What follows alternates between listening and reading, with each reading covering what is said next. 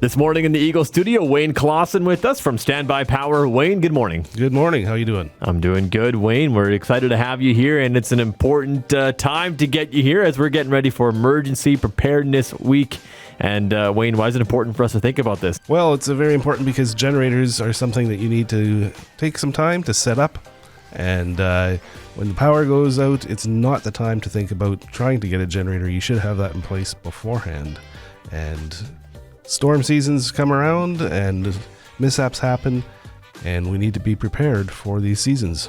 Absolutely. And, previous years, we've seen things like flooding in our area. We've seen some nasty thunderstorms that take out power lines. There's a lot of different cases where if you lose power, you might be getting yourself in a little bit of trouble. Absolutely. Yes.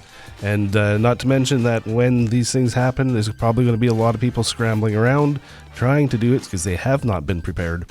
And the availability and time are a factor, so we need to be prepared. Yes, we can kind of sleep easy knowing that we're all set up and ready to go in case the power goes out for everybody. But when things like flooding happens here in the Pembina Valley or the Red River Valley, a generator can make a big difference with things like sump pumps to keep those running. Yes, absolutely. Sump pumps, septic pumps, and even for the people in the rural areas with cattle and things like that to have power for their water. So it's a very important. A lot of people have a lot of meat in freezers, things like such. So you want to protect those assets, and we just need to think ahead about how we're going to protect this, because it's not an easy thing to do at the spur of the moment. Yeah, when the power goes out, you guys might be getting a lot of calls for people to come out and set up a generator. That's right. But right now would be the best time to do it, right? That's Before right. then. Exactly. Yes. We also need to think about the safety aspect of how we're going to do it, because there's a lot of things that can go wrong when setting up a generator. A lot of people are not thinking of the fact of the exhaust that produces carbon monoxide. So we need to make sure that we have carbon monoxide protectors, or alarms in place, and that the batteries are good, and that we set it up so that we don't harm ourselves. No, we want to, of course, do everything safely, which is why it's good to get folks like Standby Power to get that done, because they'll do it correct. But there's a lot of different options for people with different situations when it comes to generators. Yes, we have portables. We have ones that can actually be mounted onto your house or beside your house, like a central air conditioner. It would look very similar to that beside your house.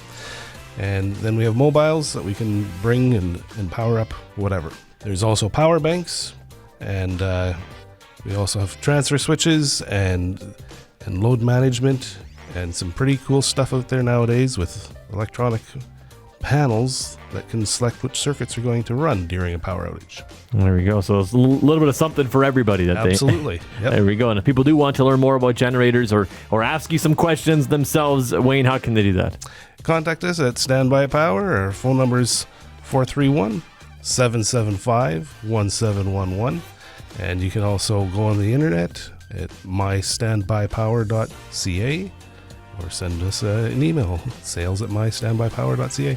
There we go. A couple different ways to do it. Wayne, thank you so much for coming in this morning. Thank you.